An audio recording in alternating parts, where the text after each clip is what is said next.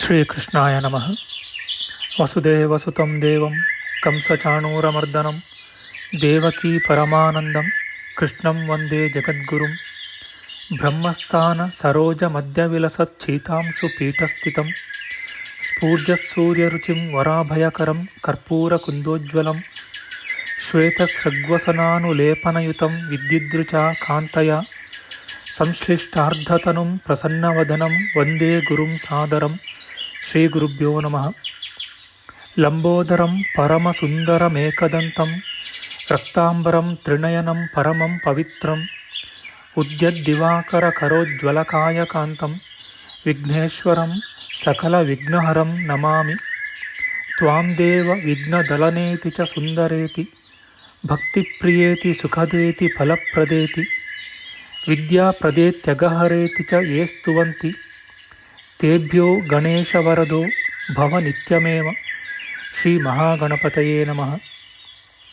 ಯಾ ಕುಂದೇಂದು ತುಷಾರಹಾರಧವಳ ಯಾ ಶುಭ್ರವಸ್ತ್ರಾವೃತ ಯಾ ವೀಣಾ ವರದಂಡಮಂಡಿತಕರ ಯಾ ಶ್ವೇತಪದ್ಮಾಸನ ಯಾ ಬ್ರಹ್ಮಾಚ್ಯುತ ಶಂಕರ ಪ್ರಭೃತಿಭಿಃ ದೇವೈಃ ಸದಾ ವಂದಿತಾ ಸಾ ಮಾಂ ಪಾತು ಸರಸ್ವತೀ ಭಗವತಿ ನಿಶ್ಶೇಷಜಾಡ್ಯಾಪಃ. ಶ್ರೀ ಸರಸ್ವತ್ಯೇ ನಮಃ. ವೇದಾರ್ಥತತ್ವವಿಶದೀಕರಣೇನ ಪುಂಸಾಂ ಉಚ್ಚೈರ್ಗತಿಂ ಜಗತಿ ಯೋ ದಯಾಯ ವಿಧಾತುಂ ರಮ್ಯಾಂ ಪುರಾಣಪದವೀಂ ಪ್ರಣಿನಾಯ ತಸ್ಮೈ ಲೋಕೇಶವೈಭವಪುಷೇ ಋಷಯೇ ನಮಸ್ತಾತ್.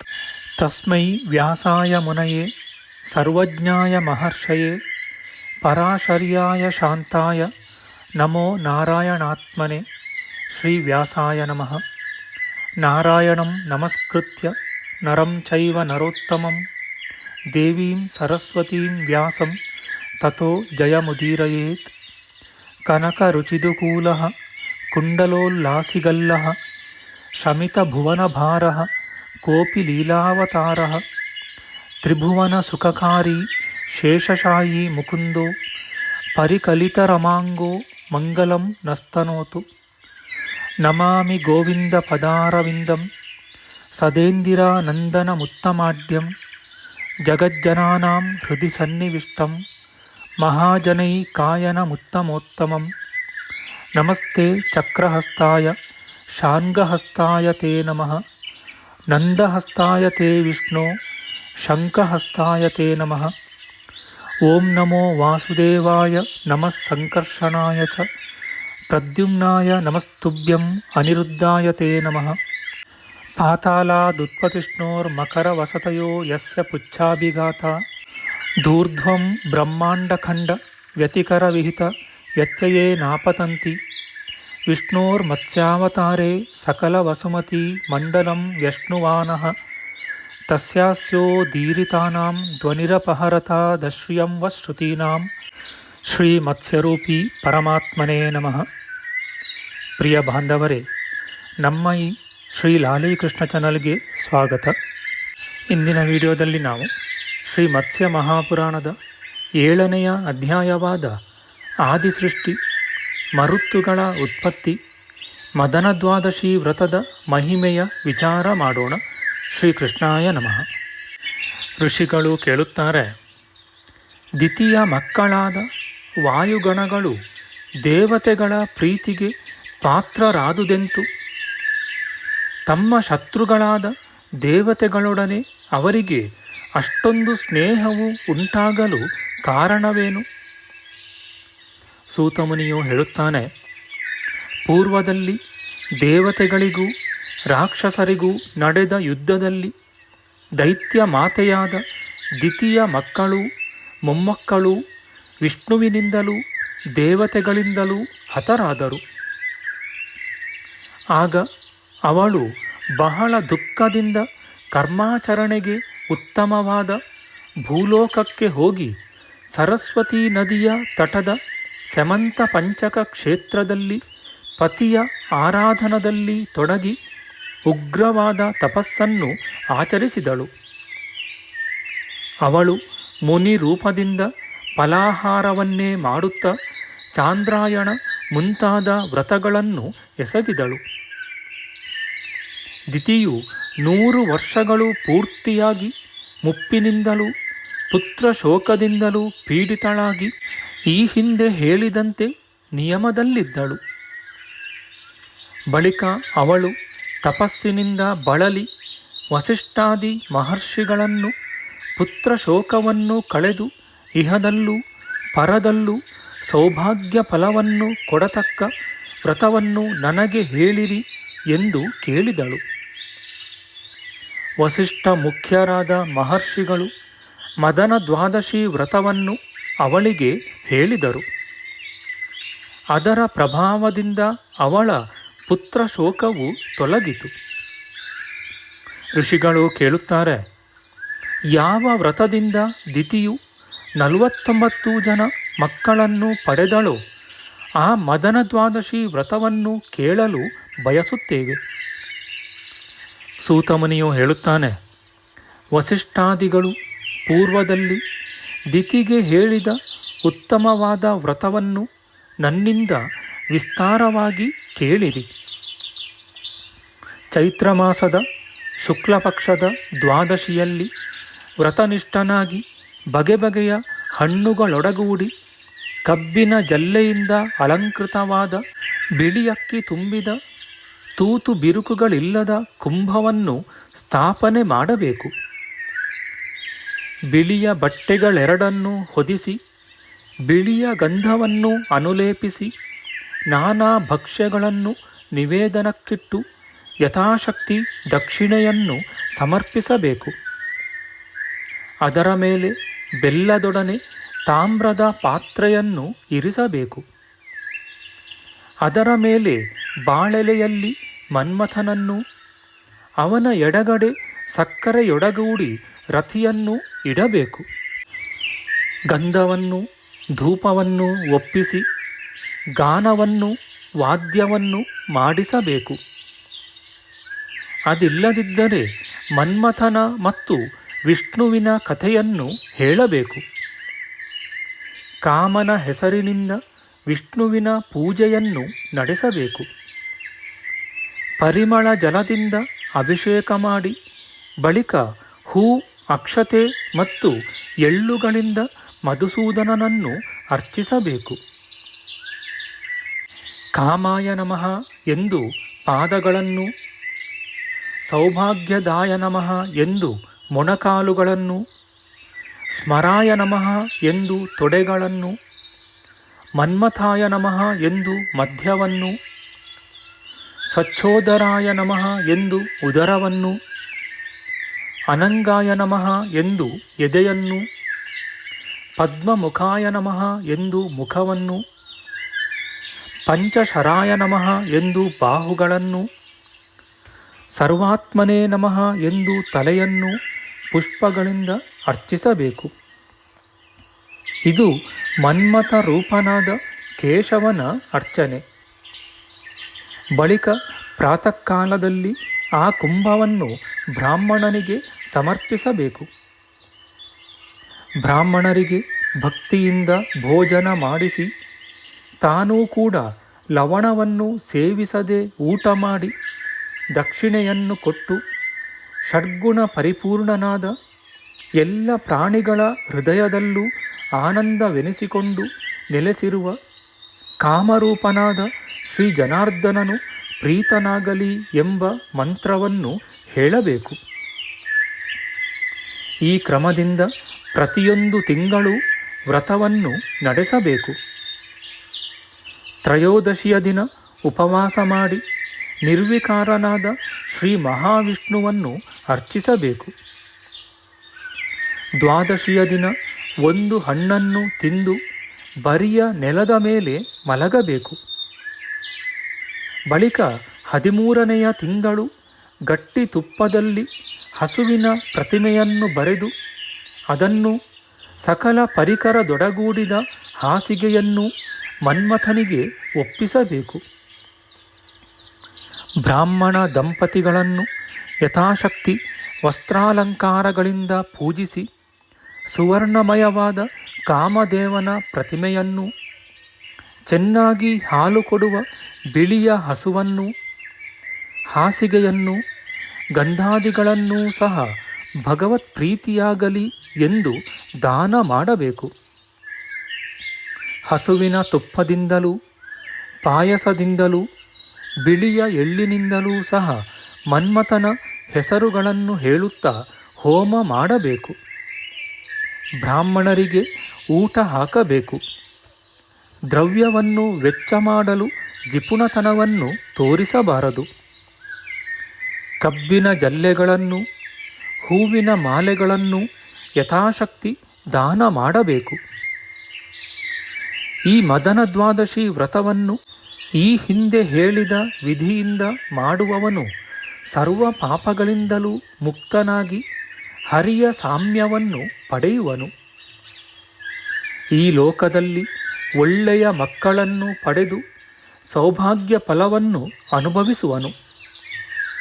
ಮನ್ಮಥನನ್ನು ಸ್ಮರಿಸಿದರೆ ಆನಂದರೂಪನೂ ಮಹೇಶ್ವರನೂ ಆದ ವಿಷ್ಣುವನ್ನು ನೆನೆದಂತೆಯೇ ಆಗುವುದು.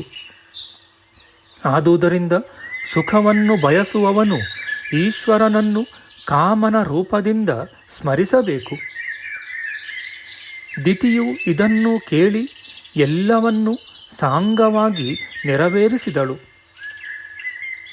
ವ್ರತದ ಮಹಿಮೆಯಿಂದ ಕಶ್ಯಪನು ಬಂದು ಬಹಳ ಸಂತೋಷದಿಂದ ಕೂಡಿ ಕಾಯ ಕ್ಲೇಶದಿಂದ ಬಾಡಿ ಒಣಗಿದ್ದ ತನ್ನ ಪತ್ನಿಯನ್ನು ಮತ್ತೆ ರೂಪವು ಯೌವನವು ಮೂಡಿ ಮೆರೆಯುವಂತೆ ಮಾಡಿದನು. ಕಶ್ಯಪನು ವರಗಳನ್ನು ನೀಡಲು ಅವಳು ಇಂದ್ರನನ್ನು ಕೊಲ್ಲಲು ಶಕ್ತನಾಗಿ ಮಹಾಪರಾಕ್ರಮಶಾಲಿಯಾಗಿ ಸಮಸ್ತ ದೇವತೆಗಳನ್ನು ಸಂಹರಿಸಬಲ್ಲ ಮಹಾತ್ಮನಾದ ಪುತ್ರನನ್ನು ಬೇಡಿದಳು. ಆಗ ಆ ಮಹರ್ಷಿಯು, ಓ ಮಂಗಳಾಂಗಿ, ಇಂದ್ರಹಂತಾರನಾದ ತೇಜಸ್ವಿಯಾದ ಪುತ್ರನನ್ನು ನಾನೇ ಕೊಡುವೆನು. ಆದರೂ ಈ ಕೆಲಸವನ್ನು ಮಾಡು. ಎಲೆ ಸುವ್ರತಳೆ, ಅಪಸ್ತಂಭನು ನಿನಗಾಗಿ ಪುತ್ರಪ್ರದವಾದ ಇಷ್ಟಿಯನ್ನು ನಡೆಸಲಿ. ಬಳಿಕ ನಾನು ಶತ್ರುವಾದ ಇಂದ್ರನನ್ನು ಕೊಲ್ಲಬಲ್ಲವನನ್ನು ನಿನ್ನ ಗರ್ಭದಲ್ಲಿ ಉತ್ಪಾದನ ಮಾಡುವೆನು ಎಂದು ಹೇಳಿದನು. ಬಳಿಕ ಅಪಸ್ತಂಭನು ವಿಶೇಷವಾಗಿ ದ್ರವ್ಯವನ್ನು ವಿನಿಯೋಗಿಸಿ ಪುತ್ರಕಾಮೇಷ್ಟಿಯನ್ನು ನೆರವೇರಿಸಿ ಇಂದ್ರ ಶತ್ರುವಾಗು ಎಂದು ವಿಸ್ತರದಿಂದ ಹೋಮ ಮಾಡಿದನು. ದೈತ್ಯ ದಾನವರಾದರೋ ಸಂತೋಷಪಟ್ಟರು, ದೇವತೆಗಳು ವಿಮುಖರಾದರು. ಬಳಿಕ ಕಶ್ಯಪನು ದಿತಿಯಲ್ಲಿ ಗರ್ಭವನ್ನು ಉತ್ಪಾದಿಸಿ, ಎಲೆ ಸುಂದರಿ, ಈ ತಪೋವನದಲ್ಲೇ 100 ವರ್ಷಗಳ ಕಾಲ ಈ ಗರ್ಭವನ್ನು ಬಹು ಯತ್ನದಿಂದ ರಕ್ಷಿಸು ಎಂದು ಹೇಳಿದನು. ಗರ್ಭಿಣಿಯಾದವಳು ಸಂಜೆಯಲ್ಲಿ ಊಟ ಮಾಡಬಾರದು, ಮರದ ಕೆಳಗೆ ನಿಲ್ಲಬಾರದು, ನಡೆಯಬಾರದು. ಸಾಸುವೆ, ಮೆಣಸಿನಕಾಯಿ ಮುಂತಾದವುಗಳ ಘಾಟು ಕುಡಿಯಬಾರದು. ಕುಟ್ಟುವುದು ಅರೆಯುವುದೂ ಕೂಡದು. ನೀರಿನಲ್ಲಿ ಇಳಿಯಬಾರದು. ಜನರಹಿತವಾದ ಮನೆಯಲ್ಲಿ ಇರಬಾರದು. ಹುತ್ತದ ಮೇಲೆ ನಿಲ್ಲಬಾರದು. ಗಾಬರಿಗೊಳ್ಳಬಾರದು. ಉಗುರಿನಿಂದ ನೆಲವನ್ನು ಕೆರೆಯುವುದು, ಇದ್ದಿಲು ಬೂದಿಗಳಿಂದ ಬರೆಯುವುದು ತಪ್ಪು. ಯಾವಾಗಲೂ ಮಲಗಿರಬಾರದು. ಆಯಾಸಕರವಾದ ವ್ಯಾಯಾಮವನ್ನು ತೆಗೆದುಕೊಳ್ಳಬಾರದು. ಹೊಟ್ಟು, ಇದ್ದಿಲು, ಬೂದಿ, ಮೂಳೆ ಮತ್ತು ಮಡಕೆಯ ಚೂರುಗಳ ಮೇಲೆ ನಡೆಯಬಾರದು. ಜನರೊಡನೆ ಜಗಳವಾಡಬಾರದು. ಮೈ ಮುರಿಯುವುದನ್ನು ಬಿಡಬೇಕು. ತಲೆಯನ್ನು ಕೆದರಿಕೊಂಡಿರಬಾರದು. ಎಂದಿಗೂ ಅಶುಚಿಯಾಗಿರಬಾರದು. ಉತ್ತರಕ್ಕೂ ಪಶ್ಚಿಮಕ್ಕೂ ತಲೆಯಿಟ್ಟು ಎಂದಿಗೂ ಮಲಗಬಾರದು. ಬಟ್ಟೆ ಇಲ್ಲದೆಯೂ ಕಳವಳದಿಂದ ಕೂಡಿಯೂ ಒದ್ದೆಯಾದ ಕಾಲನ್ನು ಒರೆಸಿಕೊಳ್ಳದೆಯೂ ಸತಿಯು ಇರಬಾರದು. ಅಮಂಗಲವಾದ ಮಾತನ್ನು ಆಡಬಾರದು. ಮಿತಿ ಮೀರಿದ ಹಾಸ್ಯವನ್ನು ಬಿಡಬೇಕು. ಗುರು ಹಿರಿಯರ ಸೇವೆಯನ್ನೆಸಗಬೇಕು. ಯಾವಾಗಲೂ ಶುಭ ಕಾರ್ಯದಲ್ಲಿ ಆಸಕ್ತಳಾಗಿರಬೇಕು.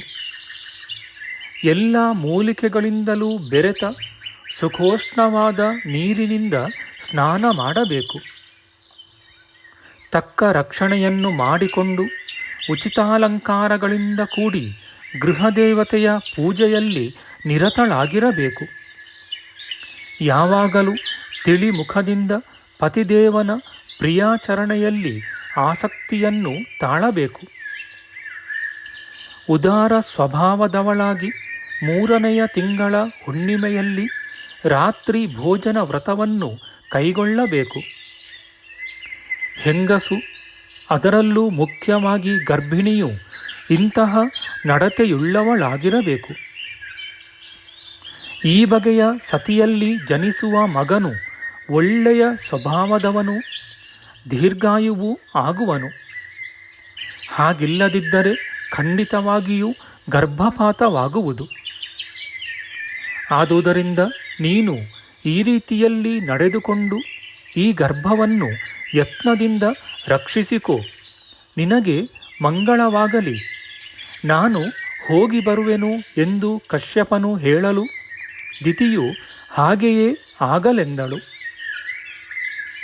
ಎಲ್ಲ ಪ್ರಾಣಿಗಳು ನೋಡುತ್ತಿರುವಂತೆಯೇ ಆ ಮಹರ್ಷಿಯು ಅಂತರ್ಧಾನನಾದನು.